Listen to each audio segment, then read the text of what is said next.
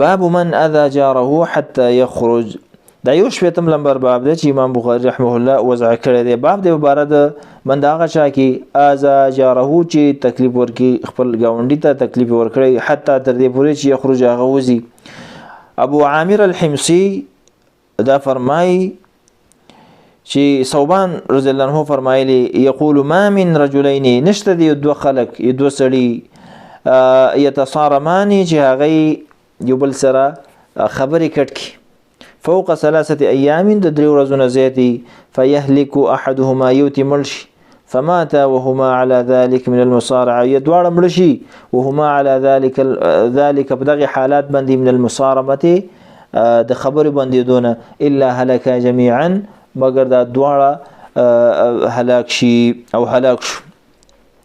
وما من جار او نشته هیڅ یو گاونډي یظلم جاره چې ظلم کوي په خپل گاونډي باندې او يقهره او غتنګي او زور پې کوي جبر پې کوي حتی تر دې پوري يحمله چې هغه بار کی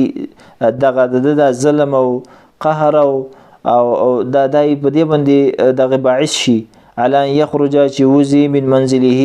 د خپل کور نه الا هلك دا سړیم څه شو دام تبا شو. ګور دې حدیث کې دا خبره ذکر کړي چې کله او په دې باب کې دنیا د مشکلات براشي گاونډي سره کله د سړي مشکل راځي د ورور سره راځي ملګری سره راځي خدا به د سینه کې چې دا د قصه ته جوړه کې لکه دا چې یو يهودي او نصراني د 3 ورځې بای چې په 3 ورځو کې خپل مسله حل کړي مسلمانان لپاره پکاره چې هغه به کې حل کړي. لیکن افسوس دی زمون په حال باندې زمون د زمانو په زمانه په مسلمانانو باندې چې دوونه خلی بس وس دا غي ساتیر شي نو ډیر کم خلک چې هغه صادقان او مخلصین وي او د صحیح ایمانونو والای خپکیږي مسلمان باندې د خپل ځان په شان د خپل ورور په شان راضي دا غي په مابین کې صلح کوي. نو حدیث کې دا دی چې چیرته 2-3 ورځې د پاسه سړی خبرې نه کوي او په دې وخت یو مړ شي دواړه مړ شو دا دواړه هلاک شو العیاذ بالله. همدغه رنګي گاونډي کې گاونډي تنګ کی تر دې پوري چې سامان په د خپل کور فریدي دا انسانم دغه شو هلاک شو العیاذ بالله. دا څومره لوی د تاوان خبره ده او څومره مسلمانان په دې مرض باندې مبتلا دي وخت دي. حدیث یو فائدہ ده چې مسلمان سره خبرې بندول د 3 ورځو نه سیوا دا حرام دي دا به سره نه کوي. همدغه رنګي حدیث کې به دا فائدہ ای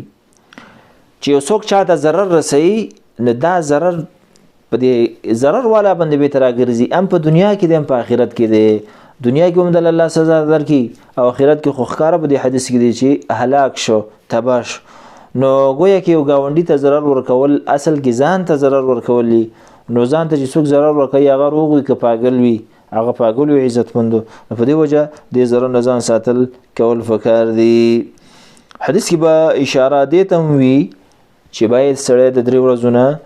زیاته خبرې بندي نه کړي به ته جوړه وکړي نور مسلمانان کې په دې کې جوړه وکړي. همدغه رنګي حدیث کې به حرص د اسلام وي په مجتمع باندې چې مسلمانانو مجتمع دا یو وي یووالی وحدت دا پکې وي مینه محبت پکې وي نه پکې نفرتونه اسلام موږ دې ته راکش کوي.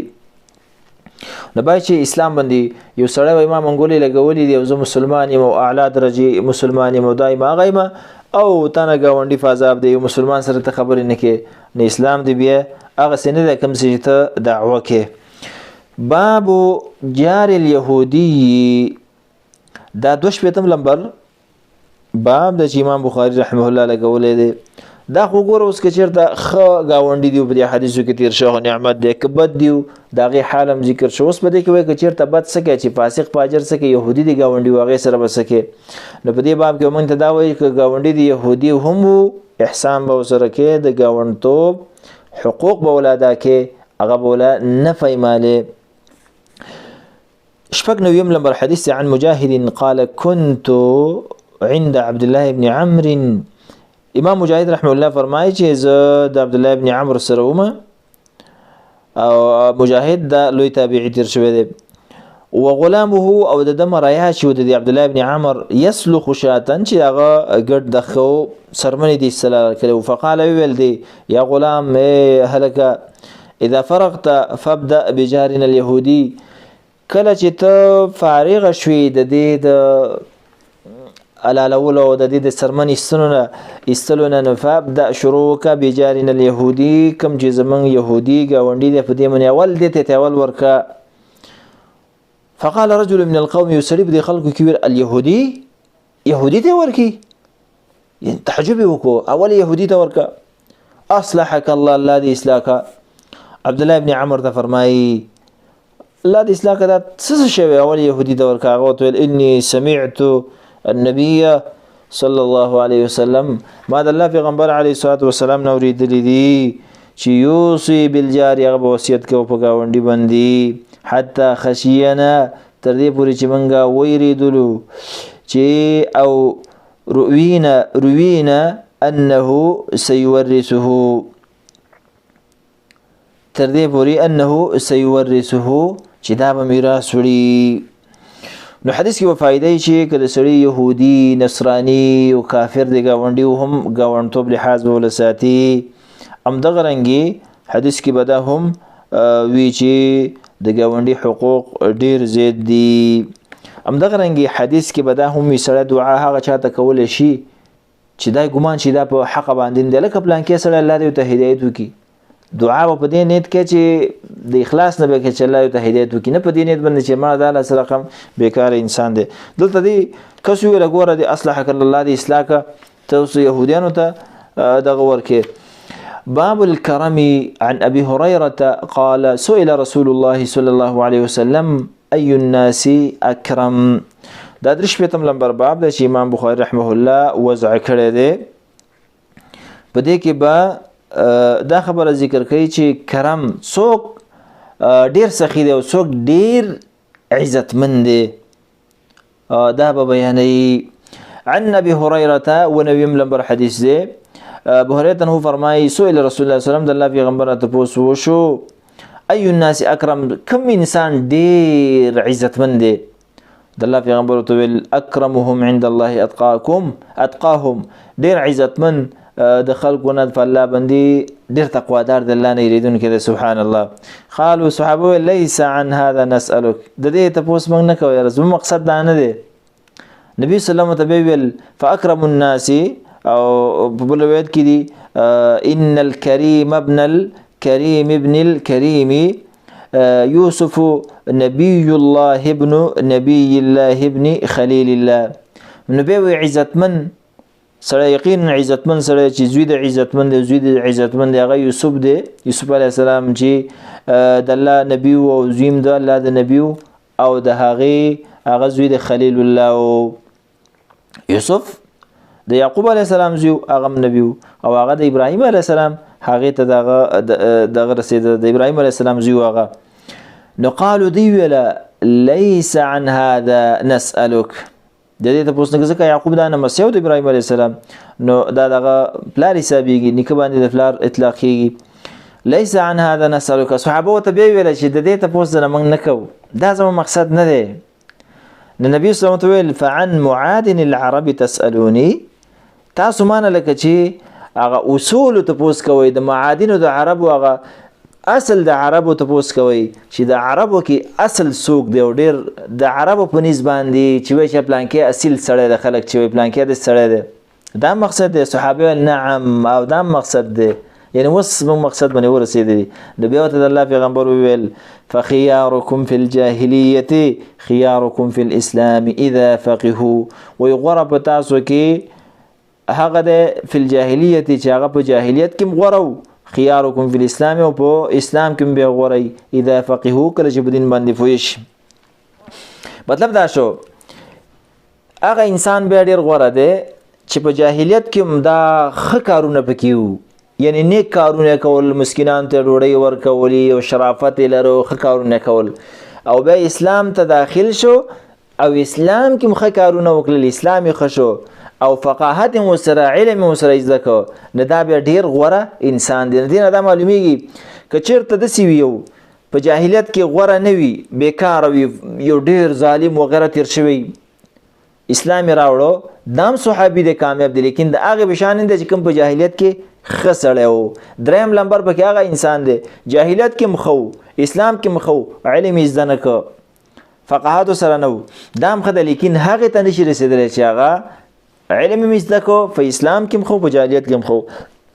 دا درې درجې په دې کې ذکر شي.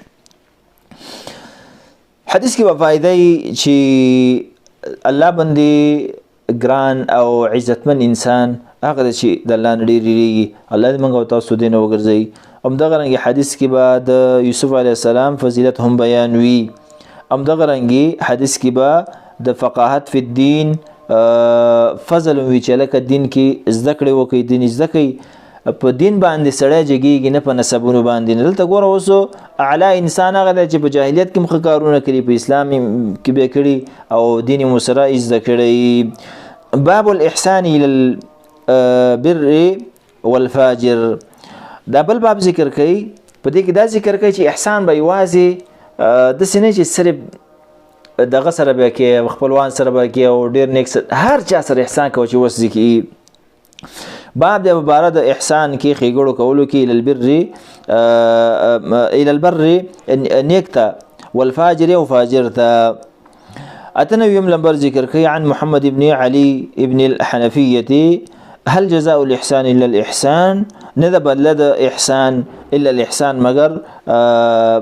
خبر لده یا نه ده بدله د احسان په دنیا کې د ایمان د ښېګړو الا الاحسان مگر په آخرت کې جنت دی. دا وای د دې مطلب دا دی وای هي مسجله للبر والفاجر وای دا مسجله دین مراد دا دی وای چې هغه لیږي خپل سخاګانې او احسانات لیږي مسجله یعنی مرسله په معنی دی للبر نیک سړی ته او فاجر سړی ته نه هر چاته چې سړی لیږي نیک سړی سره احسان کوه د فاجر سره هم احسان کوه کېدای شي صاحب دی احسان سره هغه څه شي ښه شي او بد کارونه هم څه شي واوړي که وام نه وړي نو مسلمان خدای کنه بیا هم یو کلمه خو ویلې د احسان ورسره وکړه د هغه ضرورت دی د هغه سره احسان وکړه. حدیث کې به فایده چې احسان